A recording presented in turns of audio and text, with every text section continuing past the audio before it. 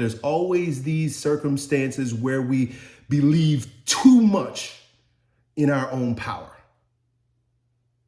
And when we end up believing too much in our own power, that increases anxiety, because now if it's to be, it's up to me.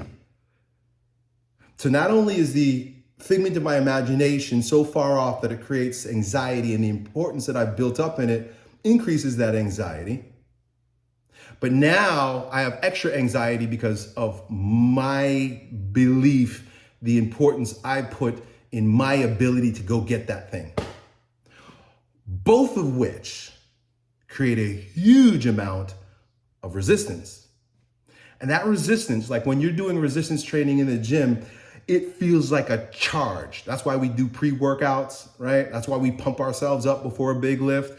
There's a lot of charge. There's a lot of charge in the body. The brain is spinning, the body's tense, the breathing becomes shallow. It's literally a fear response because of the gap between the truth, reality, and our imagination about the thing and about ourselves. And whenever we try to do anything out of that place, like you right now, you're in conflict.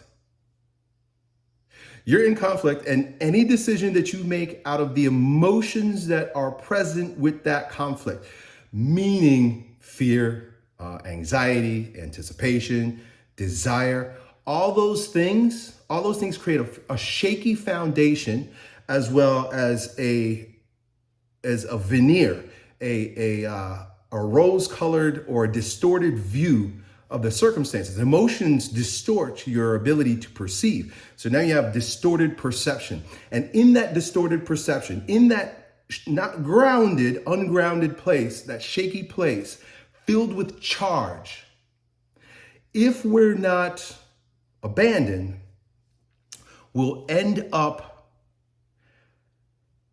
doing things, saying things, believing things, and moving in a direction that's totally disordered because it's ungrounded.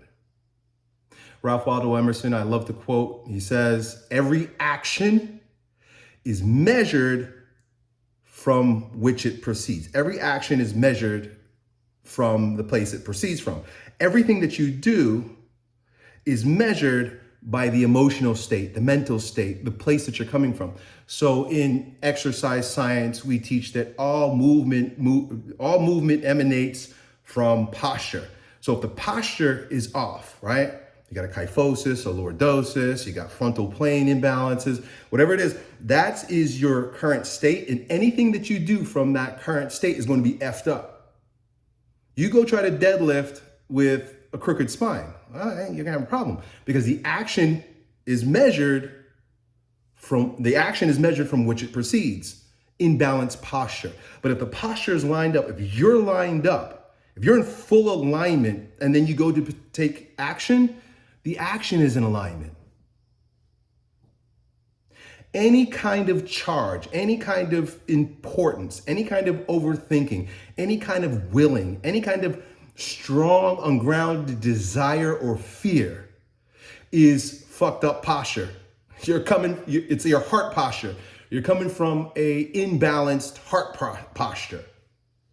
So everything that you're going to do, the things that you go to do from an imbalanced posture create injury.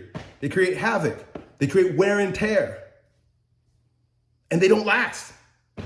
If you don't correct your muscular imbalances and you start deadlifting like a power lifter, you're going to hit a wall, either through pain, because now your joints are screwed up, or because you've reached the mechanical limitation. You've reached a mechanical limitation because months ago when you didn't correct that imbalance, and now, that's showing up and it's destroying your potential.